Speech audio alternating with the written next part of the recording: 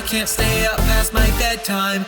I said F you bitch, I'm a grown-ass lesbian. Another JoJo Siwa video? Haven't people made enough JoJo Siwa videos by now? No, they haven't, and if you keep complaining, I'm gonna make 20 more JoJo Siwa videos and force you to watch every single one of them. Grow up. JoJo Joelle Joni Siwa, child star, dancer, lesbian, singer. You are still a traitor!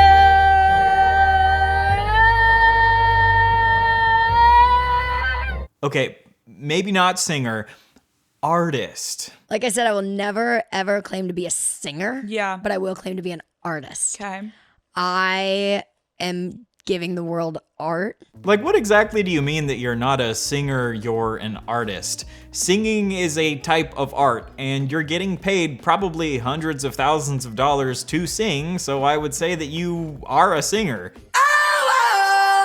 Oh my god, she's raspy today. You're just not a good singer. I feel like this whole I'm not blank, I'm an artist is just what people say when they're not good at something. Like, imagine if a chemist was doing a chemistry experiment and it blew up in their face, so they said, oh, I'm not a chemist, I'm a scientist. I don't do chemistry, I do science. Like, what are you talking about? Chemistry is science, and you are clearly a chemist if you do chemistry as your job. You're just bad at your job. If I ever say, I'm not a YouTuber, I'm an artist, because I realize that my YouTube videos suck, I give you full permission to force me to delete my channel. Anyway, if you somehow don't know who JoJo Siwa is, she was a dancer on the TV show Dance Moms, and then she was a successful child pop star for a while. A couple of years ago, she came out as a lesbian, and now she's trying to rebrand herself as an edgy bad girl.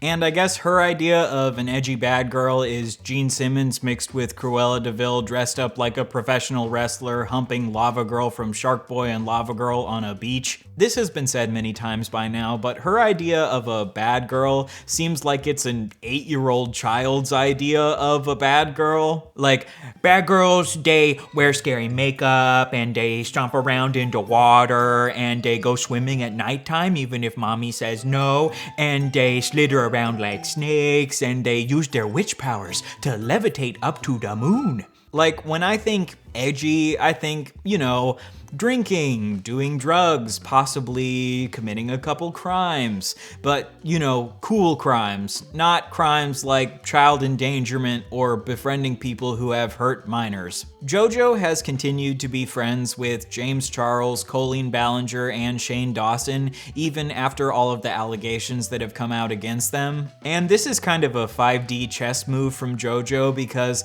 the best way to show your child audience that you no longer want to associate with them is by befriending people who might harm them. This would be like if you wanted to distance yourself from your job at an animal shelter by befriending Michael Vick, or you wanted to distance yourself from your job at a domestic abuse shelter by befriending Chris Brown, or you wanted to distance yourself from your job as a dentist by befriending a British person. Speaking of harming children, JoJo has recently come under fire for allegedly mistreating the dancers on her reality TV show Siwa's Dance Pop Revolution, which is a show where she trains children to become professional dancers in a kind of similar manner to Dance Moms. According to multiple sources, the producers on this show actively tried to make children cry on camera, and allegedly they pushed a child who had spina bifida, a birth defect where children's spines don't develop properly, so hard that she started bleeding out of her belly button,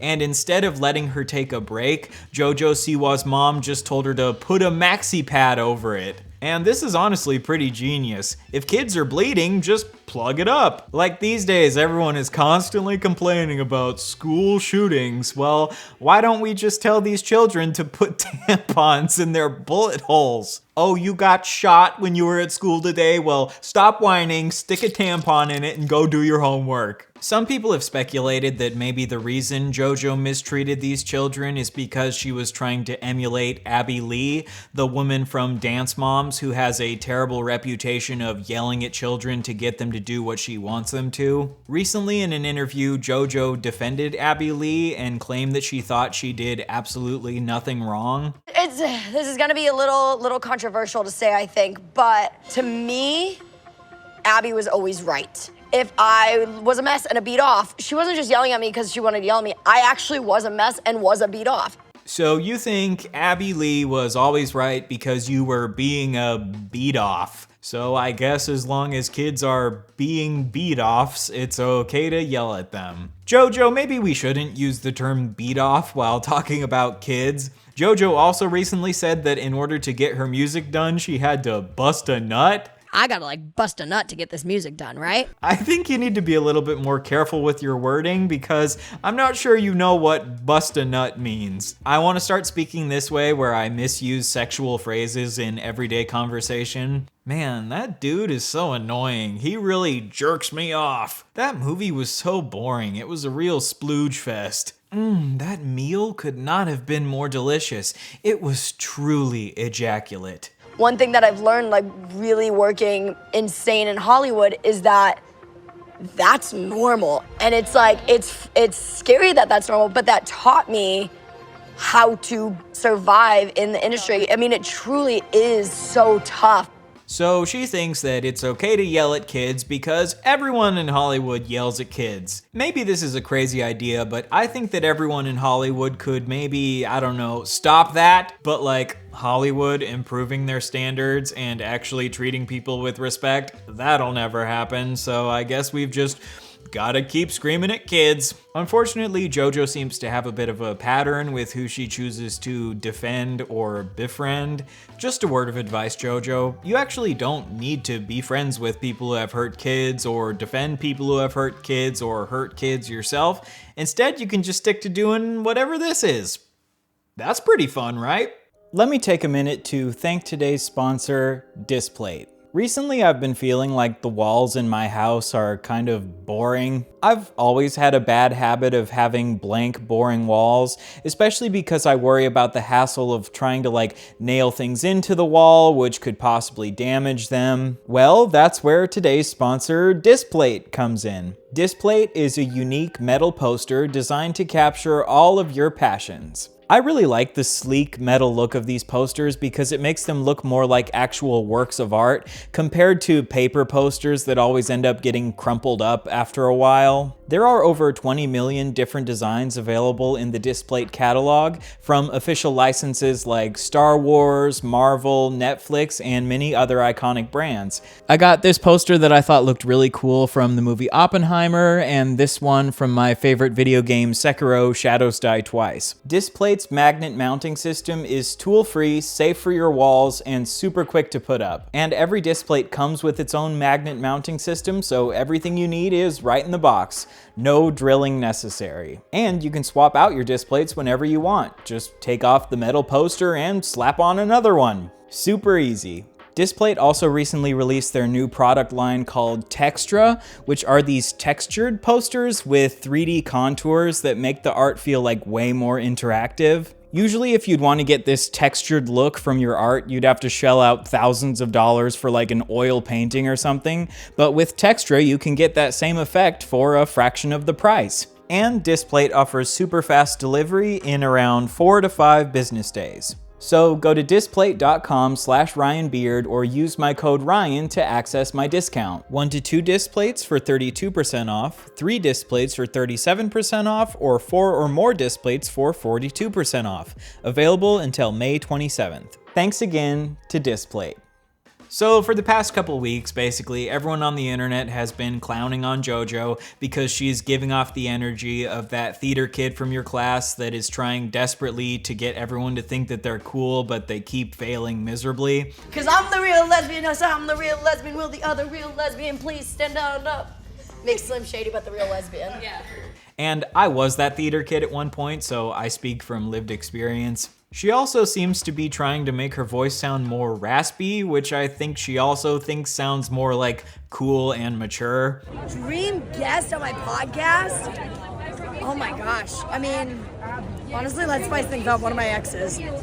This raspy voice that she's doing is honestly cultural appropriation of white trash culture. Like, most people, if they want to get this type of rasp in their voice, then they need to live in a trailer park and chain smoke for 20 years. But JoJo thinks she can just waltz right in here and start rasping it up. Dream guest on my podcast. Think again. JoJo has said that her inspiration for this new era of her content is inspired by when Miley Cyrus released her Bangers album. When I was 8 is when Miley had her Bangers moment. And I was like, all I want is to have that one day. Like, I want that. And I think they're kind of similar. I will agree that JoJo's Rebrand is similar to Miley's Rebrand in the sense that they're both cringy, but the difference between JoJo and Miley's Rebrand is that Miley at the time seemed genuinely unhinged. Like, she was getting naked all over the place, wearing weed costumes, humping inflatable penises, letting a bunch of random strangers grope her, and releasing music that sexualized babies. This song, Baby Talk by Miley Cyrus, might genuinely be my least favorite song of all time, and I deserve to speak my truth about the intense psychological damage that this song did to me. I feel like the music Miley has been releasing in the last couple years feels a lot more genuine, so maybe JoJo will also be able to mature a little bit and years down the line release some music that feels less forced. No child star has done this since her, and they have had beautiful transitions. Olivia Rodrigo has had one of the most incredible success stories as a musician, as a young musician. But there was no flip. There was no like child star flip like Miley had. And I knew I wanted that. I wanted to give the world art. It's funny that you bring up Olivia Rodrigo because I feel like her rebranding worked because her evolution feels like a natural evolution, not a forced evolution. Like, her music is a bit more edgy than it was during her Disney Channel days. Like, in Driver's License, she drops a freaking F-bomb. But it works because it doesn't feel forced and because the music is actually good. If she was like, I fucked my driver's license last week, I stuck it right inside my ass, that would also feel very forced and cringy. But it seems like JoJo is simultaneously trying to make herself seem even more edgy than Olivia Rodrigo, but at the same time she's afraid to even drop an F-bomb. Like, in her song Karma, she says, if I had a wish, I would have never F'd around. So I'm not exactly sure how you think that you're even more edgy than Olivia Rodrigo while being afraid to say cuss words. Why do you think people on the internet have such strong opinions about you? Because it's fun to. I think there's some truth to what JoJo is saying here. I am making this video and you're watching this video because sometimes it can be fun to make fun of bad things. That's why the movie The Room is so popular. Oh, hi, Mark. But the problem is, getting attention from cringe is a flash in the pan, and it usually doesn't lead to a sustainable career. Because, like, for example, Taylor Swift is a little bit cringe, but she doesn't sell out arenas because she's cringe, she sells out arenas because she writes music that women relate to. And she claims that everything with the release of this song has gone exactly how she wanted it to. It is doing exactly what I wanted it to. And I honestly think she's not telling the truth because no one wants their song to get 90% dislikes on YouTube. I mean, maybe it's possible that all of this was just one big troll attempt, but I feel like it's really unlikely that a record label would invest hundreds of thousands of dollars into someone if they just want to troll people, because trolling people is not usually a good way to lead to a sustainable career. So I'm curious to see how well this strategy works out for you in the long run. If you keep making this type of edgy content, will this lead to you selling out arenas 5 years from now? I guess we'll just have to wait and see. I wanted people's heads to turn. I wanted people to go, Right. what? It is a work of art. It is sickening, and it is the full 180 moment that I have always wanted. And the fact that people are comparing it to Miley's Bangers moment, thank hallelujah, I did it. Like, that was the goal. Nailed it. JoJo seems to think that the reason everyone is responding so much to her song is because it's like super provocative and we're all like triggered or whatever. But people aren't responding this way to your song because it's provocative. Like, there are some times where artists do things that are genuinely provocative that people just can't help but respond to, like Ozzy Osbourne biting the head off of a bat, or Sinead O'Connor ripping up a picture of the Pope, or Kanye West doing Kanye stuff. These are provocative moments that people can't help but respond to. Your song is not that. Your song is like when a theater kid makes a fool of themselves at the school talent show and everyone laughs at them because they look like a goofball. And I hope I'm not coming across as too mean. Honestly, trying to find the line of what's too far when making fun of someone for making a fool of themselves can be difficult to do. Like, I don't think that anyone is above being made fun of, but there can be a fine line between making fun of someone in the way that like SNL does, for example, and legitimately bullying them. People on the internet tend to not show as much empathy as they should, and on some level I do feel empathy for JoJo because she was clearly really excited about this song, and everyone shitting all over it must really suck for her. But I think it can be a bit difficult for people to feel empathy for someone who thinks it's okay to scream at children when they don't do what you want them to. To me, Abby was always right. Because under your worldview, if you think it's okay to bully children if they don't do what you want them to do, I feel like logically it would also be okay to bully you if you put out a terrible song. But just because someone has bad beliefs, that doesn't necessarily mean it's okay to do bad things to them, so I don't think that anyone should legitimately bully JoJo. But I think another reason that people struggle to feel empathy for JoJo is because of her lack of self-awareness and her massive ego. Like, you have to have some level of an inflated ego if you choose to coat your car with pictures of your own face. I think a prime example of her massive ego is how she said that she wants to start a genre of music called gay pop. The genre is, I said it back in the day when I first signed with Columbia, I said, I want to start a new genre of music. And they said, what do you mean? And I said, well, it's called gay pop. And they were like, what's that? And I was like, it's like K-pop, right? But it's gay pop. I honestly have no idea why she thought saying this would be a good idea.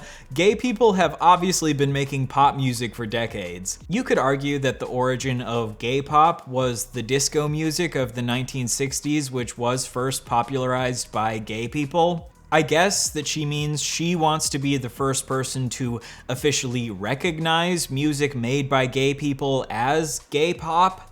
Gay pop, right, is a thing that people have done, but it is not an official genre of music. And I guess she can do this if she wants to, but I feel like if someone is gonna start a genre called gay pop, it should probably be one of the gay pop stars that has actually found success making this music, like Lady Gaga or Elton John. I don't know what gives her the ego to think that she could start this genre when she hasn't actually found any success in this genre. This would be like if I put out a movie about how gay I am and the movie was a massive failure, but then I said, this is the first movie in the new movie genre, gay movie. Even though Moonlight that came out a few years ago was obviously a much better example of an actually successful gay movie. And look, I obviously think it's cool having someone as famous as JoJo bringing more visibility to the LGBT community, especially for young people, but I think she needs to be a lot more careful to not come across like she's putting herself on a pedestal above other members of the community. Because that is definitely how it comes across when you say you want to start the genre of gay pop. She also claims that she's the only child influencer who grew up to become an adult pop star. There's never really been an influencer child star turned into musician adult star. What about Troye Sivan? He was a child influencer who grew up to be an adult pop star, and he makes gay pop music that is actually good. Shawn Mendes started out as a child influencer, Madison Beer started out as a child influencer, so to say that you're the only child influencer who grew up to be a pop star is obviously ridiculous. And I would argue that you're not even really an adult pop star yet, because in order to be a pop star, I feel like you need to at least have some songs that are successful, and your first song was a massive failure. Sorry. However, she has said that she wants to make music that is music. One thing with me is I've been wanting to make music that is music. And you know what, JoJo? I will say that you have succeeded in that. Barely. All of her statements that she's made make it seem like she thought this was gonna be like a massive moment in pop culture. The start of the gay pop genre, the first child influencer to become an adult pop star, the first person of her generation to make this massive shift. No one has made, in my generation, this extreme of a switch. And you know what? I guess she was kind of right. This song did become a massive pop culture moment. But unfortunately, not in the way that like Lady Gaga's music was, more in the way that Friday by Rebecca Black was. There have also been some people who have accused JoJo of stealing this song, which in my opinion is kinda dumb. Apparently the song Karma was originally recorded by an artist named Britt Smith, but the song was never released to the public, and now years later JoJo has released her version of Karma. But this is actually pretty common in the music industry, where a song starts out with one artist, but then it ends up going to another artist if their record label decides that it isn't working out for whatever reason. So I don't really think that this is something worth criticizing JoJo for. However, I will say that JoJo has kind of implied that she's been writing a bunch of music. 2 years ago is when I started writing new music. But Karma was definitely not written by JoJo, and her next song, Choose Your Fighter, was also not written by JoJo, so I'm not sure exactly what music she has been writing. I feel like she might just be saying that she's been writing music to try to make herself seem like more of a legitimate artist. I am giving the world art. So as we can see, JoJo is clearly going through a phase in her life where she has a massive ego, which was probably inflated because she's been rich and famous ever since she was a little kid. She's trying to come across as edgy and mature while still coming across as very childish.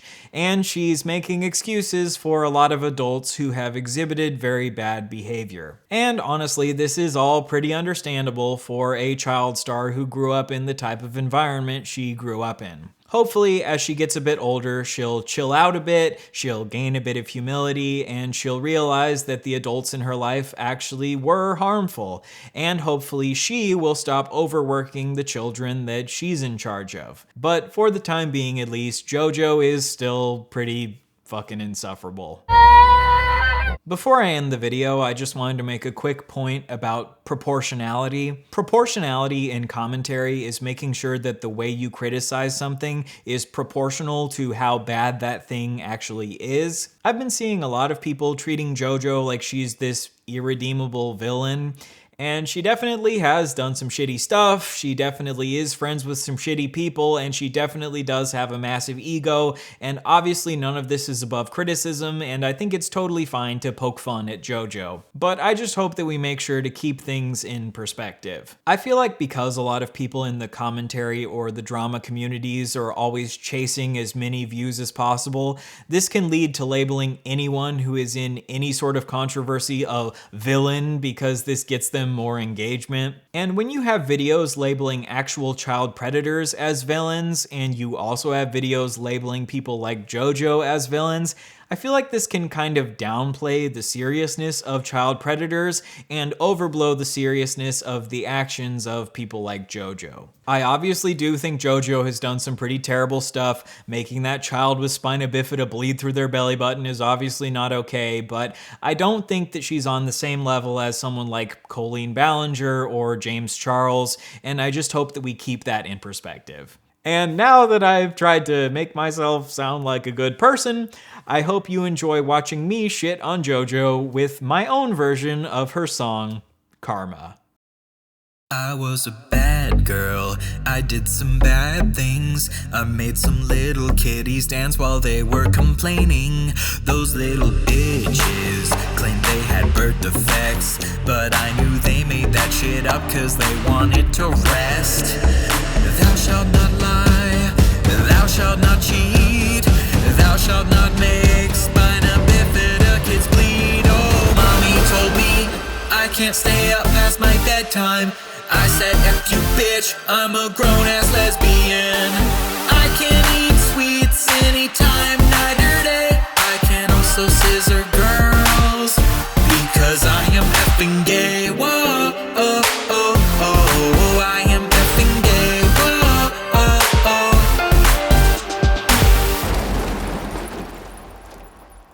happily taught me that when children complain, it's just because they have stupid little dumb child brains. So when they're crying, just get up in their face and scream as loud as you can for them to dance anyway. Thou shalt not cry, thou shalt not complain, thou shalt not get sued as long as they signed NDAs. Oh, mommy told me I can't coat my car with my face. I said, F you bitch, I'm a grown-ass lesbian. I can't have my ex on my podcast. I can also eat ass because I am effing gay. Whoa, oh, oh, oh, I am effing gay. Whoa, oh, oh. This is the first gay pop song, please forget all the other ones. Gaga, Queen, and Elton John don't exist actually. This song is the new Stonewall to leave lesbians standing tall. Marsha P. Johnson, you ain't got nothing on me. Oh, mommy told me I shouldn't rip off Gene Simmons. I said, F you bitch, you're a raging homophobe. If you think that it's okay to treat lesbians this way, then I will unleash my rage and make those little children pay. Whoa, oh, oh, oh, I am effing gay. Whoa, oh, oh, spina bifida will pay. Whoa, oh, oh, oh, I am effing gay. Whoa, oh, oh, make those little children pay. This song, Grown Ass Lesbian, is now available on Spotify. Link in the description below. And another huge thank you to Displate for sponsoring this video.